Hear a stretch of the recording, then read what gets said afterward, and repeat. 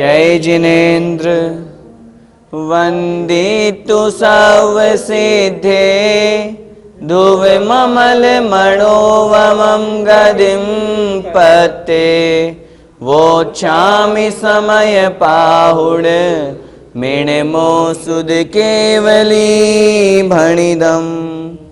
पंच परमेष्ठी भगवान की जय हो। समय सार जी महान ग्रंथादिराज का हम बंधाधिकार पढ़ रहे हैं। कर्मबंध की एक विचित्र व्यवस्था है। सामने वस्तु उपस्थित हो फिर भी कर्मबंध ना हो, वस्तु उपस्थित नहीं हो फिर भी कर्मबंध हो। ऐसी व्यवस्थाएं अवस्थाएं जीव के साथ में देखी जाती है। पिछली ज्ञानशाला की कक्षा में हमने जो जीव के राग द्वेषादि रूप परिणाम हैं जिन्हें हम अध्यवसान कहते हैं उनके पर्यायवाची नाम पढ़े थे और समझा था कि जीव जब निश्चय का आश्रय लेता है तभी वह निर्वाण को प्राप्त करता है। निश्चय का आश्रय लेने के लिए उस जीव को व्यवहार नय का, व्यवहार रत्नत्रय का आश्रय लेना पड़ता है जो कि निश्चय रत्नत्रय का साधन है। जब वह साधन को प्राप्त करके साध्य की तरफ अपना लक्ष्य बनाता है तभी उसका साधन प्राप्त करना सार्थक कहा जाता है।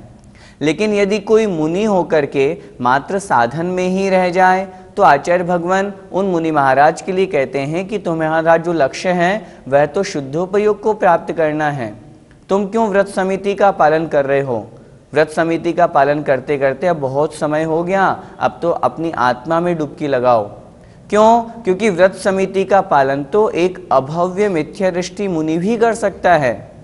क्या मतलब? अभव्य मिथ्या दृष्टि मुनि भी बहिरंग से 28 मूल गुणों का पालन कर सकता है, लेकिन फिर भी सम्यक्त्व न होने से उसका वह सारा का सारा जो व्रत नियम का पालन है वह उसके मोक्ष मार्ग में सहायक नहीं होता। देखिए आज की जो हम कक्षा पढ़ेंगे उनमें 2 गाथाएं उसी अभव्य जीव के बारे में कही गई है। देखें गाथा क्रमांक 291। वद समिधि गोतियो, वद समिधि गोतियो, वद समिधि गोतियो, शील तवं जिणवरे हि पण्णतम्, शील तवं जिणवरे हि पण्णतम्, कुर्वन्तो वि अभवो, कुर्वन्तो वि अभवो, अन्नानि मिच्छदेठियो, अर्णाणि मिच्छदेठियो। बोलिए वद समिधि गोतियो, शील तवं जिणवरे हि सन्नतं, कुर्वन्तो वि अभवो, अन्नानि मिच्छदेठियो। वद समिधि गोतियो, शील तवं जिणवरे हि पण्णतम्, कुर्वन्तो वि अभवो, अन्नानि मिच्छदेठियो। गाथा का अर्थ देखें। वद समिधि गुत्तियो, वद अर्थात व्रत, समिधि अर्थात समिति, गुत्तियो और गुप्ती। व्रत, समिति और गुप्ती। शील तवम शील और तप, जिणवरे ही जिनेन्द्र देव के द्वारा, जिनेन्द्र भगवान के द्वारा, पण्णतम अर्थात कहा गया है। ये जो व्रत समिति है, गुप्ती है, शील है, तप है, ये सब चारित्र की अपेक्षा से जिनेन्द्र भगवान ने इनका कथन किया है। लेकिन कुर्वन्तोवि अभवो, कुर्वन्तोवि करता हुआ भी, इन सबका पालन करता हुआ भी, व्रत समिति गुप्ती शील आदि का पालन करता हुआ भी, तपस्या करता हुआ भी, अभवो अर्थात अभव्य जीव अन्नाणी अज्ञानी ही बना रहता है, मिच्छदिट्ठी हो, मिथ्या दृष्टि ही रह जाता है। अर्थात इन सब का पालन करने के बावजूद भी अभव्य जीव अज्ञानी ही रहता है, मिथ्या दृष्टि ही रहता है। कहने का तात्पर्य यहाँ पर यह है, अभव्य जीव में सम्यक दर्शन प्राप्त करने की योग्यता नहीं है। इस कारण से उसका इनका पालन करना, इन व्रत आदि का पालन करना भी सार्थक नहीं हो पाता है। तो आचार्य भगवान उन मुनि महाराज को यहाँ पर संबोधन कर रहे हैं कि भाई आप तो भव्य हो, आप तो व्रत नियमों का पालन करके निर्विकल्प समाधि में स्थित हो सकते हो। आप जो ये काम कर रहे हो ये तो एक अभव्य जीव भी कर सकता है। तो जब वो अभव्य जीव भी व्रत नियमों का पालन कर रहा है, आप भी व्रत नियमों का पालन कर रहे हो, तो फिर दोनों में अंतर क्या रहा? आचार्य भगवान की यहाँ पर समझाने की दृष्टि यही है कि आप तो भव्य हो, मात्र व्रत नियम से ही अपनी आत्मा का कल्याण मत मानो। आत्मा का कल्याण तो शुद्ध निश्चय में आसीन होने पर, उसका आश्रय लेने पर, आत्मा में लीन होने पर, शुद्धोपयोग प्राप्त करने पर होता है। इसलिए अभव्य जीव व्रत नियमों का पालन करते हुए भी हमेशा मिथ्या दृष्टि और अज्ञानी ही बना रहता है। हम तो भव्य हैं, हमें अपनी आत्मा का कल्याण करना है, तो इन व्रत नियमों का पालन करते करते अब और आगे बढ़ें और निर्विकल्प समाधि की भावना रखें। इसलिए आचार्य भगवान यहाँ पर ये गाथा दे रहे हैं। एक बार फिर से गाथा का अर्थ समझें। व्रत समिधि गुत्तियो, व्रत अर्थात पांचों पापों का, हिंसा, झूठ, चोरी, कुशील और परिग्रह, जो 5 पाप कहे गए हैं उनका त्याग करना। अहिंसा, महाव्रत आदि जो 5 प्रकार के महाव्रत कहे गए हैं उनका पालन करना, यह व्रत कहलाता है।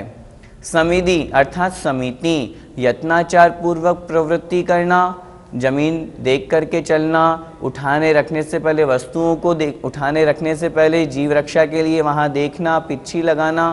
कहने का तात्पर्य जीव हिंसा का पूरा ध्यान रखना, यत्नाचार पूर्वक प्रवृत्ति करना, यह समिति कहलाती है। 5 प्रकार की समिति है: ईर्ष्या, भाषा, ऐषणा, आदान निक्षेपण और प्रतिष्ठापन। गुप्ति, मन वचन काय को वश में रखना। मन से चिंतन भी करें तो बहुत शुभ चिंतन करें, अशुभ चिंतन नहीं। बोलें तो बहुत कम बोलें, काय से प्रवृत्ति बहुत कम चले फिरें। इस तरह से गुप्ति अर्थात योगों को वश में रखना। शील अर्थात अपने ब्रह्म स्वरूप में लीन रहना, अखंड ब्रह्मचर्य का पालन करना। और तवम अर्थात तपस्या को धारण करना। इसलिए आचार्य भगवान कह रहे हैं इन चारित्र का पालन के लिए जिणवरे ही पंडितम, जिनेन्द्र भगवान ने ऐसा उपदेश दिया है। कुव्वंतो भी अभवो, अभव्य जीव इनका पालन करता हुआ भी, व्रत नियम संयम जो है शील आदि हैं इनका पालन करता हुआ भी अन्नाणी अज्ञानी ही हैं। मिच्छ दिट्ठी हो, मिथ्या दृष्टि ही बना रहता है। इनका पालन करते हुए भी उसकी बुद्धि समीचीन नहीं होती, श्रद्धांत समीचीन नहीं होता और वह जीवन भर मिथ्या दृष्टि ही बना रहता है। इस गाथा का भावार्थ देखें। जिनेन्द्र देव के द्वारा कथित व्रत, समिति, गुप्ति, शील और तप, इनको करता हुआ भी अभव्य जीव अज्ञानी मिथ्या दृष्टि ही है। वह ज्ञानी नहीं बन पाता, सम्यक दृष्टि नहीं बन पाता, क्योंकि वह अभव्य है। भैया जी, व्रत नियमों का पालन करने पर भी अभव्य जीव मिथ्या दृष्टि ही क्यों बना रहता है? वह मिथ्या दृष्टि इसलिए बना रहता है क्योंकि सम्यक प्राप्ति कब होती है? जब अनंतानुबंधी क्रोध, मान, माया, लोभ, मिथ्यात्व, सम्यक मिथ्यात्व और सम्यक प्रकृति, इन 7 प्रकृतियों का या तो क्षय हो या उपशम हो या क्षय उपशम हो। ये तीनों ही उस अभव्य जीव के नहीं हैं, इसलिए वह मिथ्या दृष्टि ही बना रहता है। अभव्य सिर्फ इस भाव में ही नहीं, हमेशा अनादि काल से लेकर के अनंत काल तक वह अभव्य मिथ्या दृष्टि ही रहेगा। वह कभी सम्यक्त को प्राप्त नहीं करेगा, भले ही वह कितने भी व्रत नियम का पालन कर लें। आचार्यों ने शास्त्रों में लिखा, अभव्य जीव व्रत नियमों का पालन करके 12वें स्वर्ग तक उत्पन्न होता है।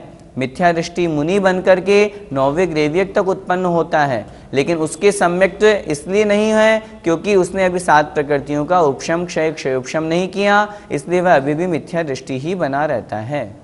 भैया जी, व्रत आदि का पालन करने पर भी अभव्य को मोक्ष नहीं होगा? अभव्य जीव को मोक्ष कभी नहीं होगा। अभी जो हमने चर्चा की, जब उसे सम्यक दर्शन ही नहीं होगा तो फिर मोक्ष तो कैसे हो सकता है? अब रही बात व्रत आदि का पालन करने की, प्रश्न आपका उचित है। मोक्ष जब भी होगा किसी भी जीव को, जब तक व्रतों का पालन नहीं होगा तब तक मोक्ष होने वाला नहीं। लेकिन व्रत पालन करने वाले प्रत्येक जीव को मोक्ष मिले ये अनिवार्य नहीं।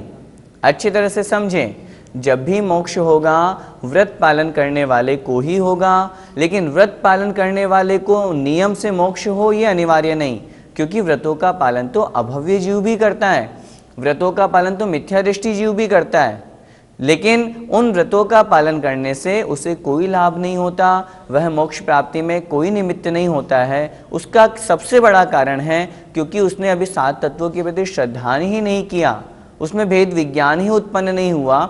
इस कारण से वो कितने भी व्रतों का पालन कर लें, कितने भी उत्कृष्ट तप तप लें, तो भी उसे सम्यक दर्शन ही नहीं होगा, तो मोक्ष तो कैसे होगा, अर्थात नहीं हो सकता। भैया जी, व्रतों के पालन से अभव्य को कुछ तो लाभ तो होता होगा?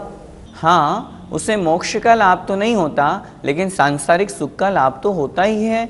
उसके परिणाम शुभ रहते हैं। परिणाम शुभ रहने से तात्पर्य है कषाय मंद रहती है, वह किसी जीव का बुरा नहीं सोचता, तभी तो व्रत नियम का पालन कर रहा है।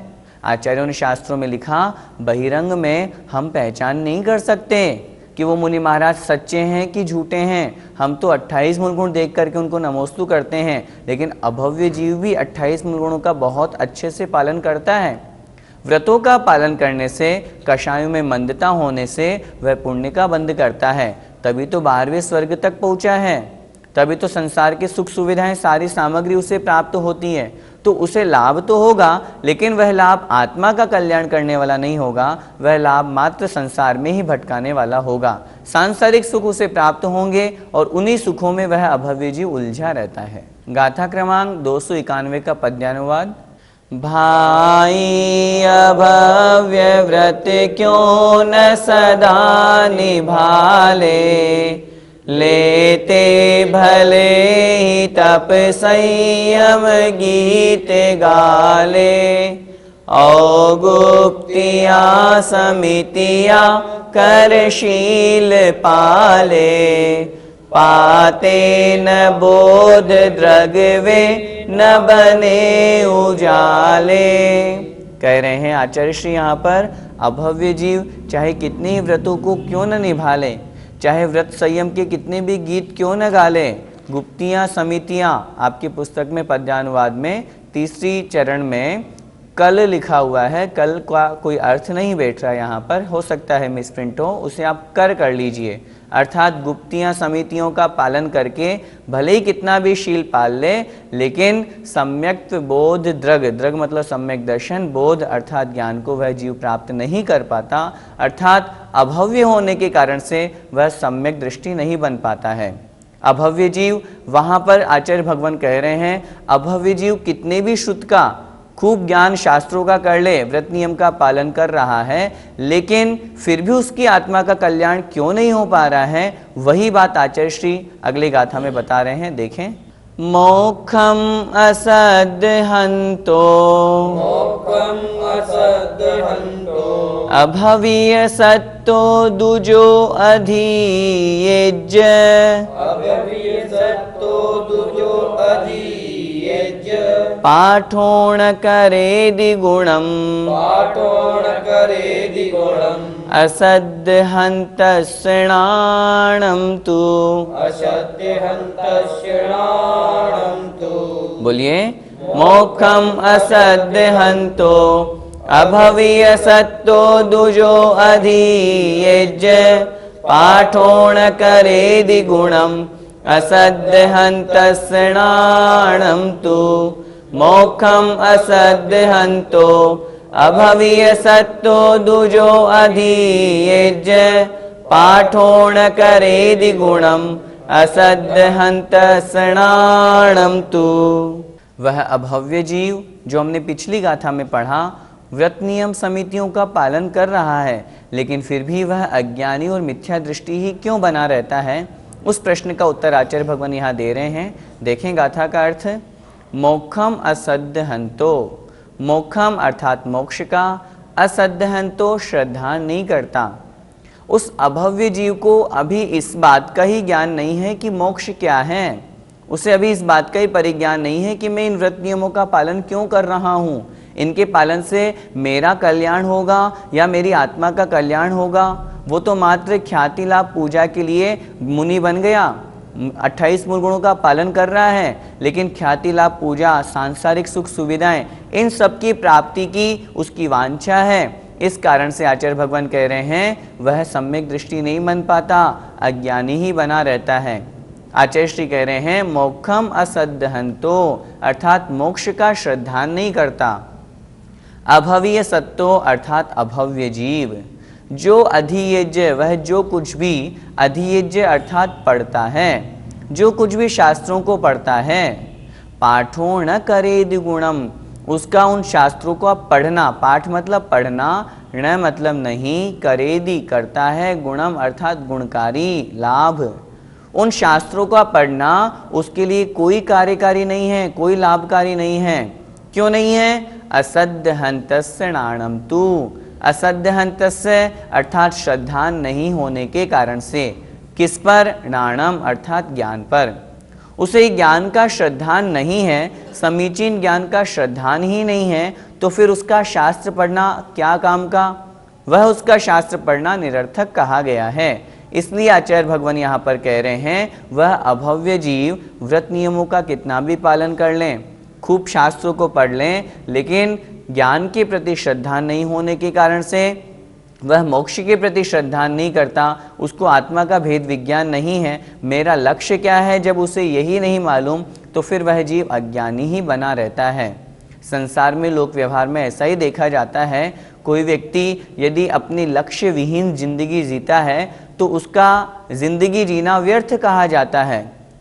अभव्य जीव मूल गुणों का पालन कर रहा है, व्रत नियमों का पालन कर रहा है, लेकिन जब उनसे पूछा जाता है कि आप क्यों कर रहे हो, तो उनका उत्तर या तो सांसारिक सुख सुविधा की प्राप्ति रूप रहेगा या फिर रहेगा नहीं, मुझे नहीं मालूम मैं क्यों कर रहा हूँ, मैं तो शास्त्रों में लिखा है इसलिए कर रहा हूँ। वह अपने आत्म स्वरूप को उन्होंने नहीं पहचाना, शुद्ध आत्मा की क्या अनुभूति है उस ज्ञान से वे रहित हैं। वास्तविकता में सात तत्व, जीव अजीव क्या है, मैं कौन हूँ, इन सब का ज्ञान नहीं होने के कारण से, इन सब का श्रद्धा नहीं होने के कारण से वो जो कुछ भी पढ़ते हैं, कितना भी शास्त्रों का पाठ कर लें, कितना भी उनको खूब श्लोक याद हो जाए, लेकिन वो सब उनके लिए लाभकारी नहीं होते हैं। सबसे बड़ा कारण क्योंकि ज्ञान का उनके श्रद्धा नहीं है, मोक्ष का उनके श्रद्धा नहीं है।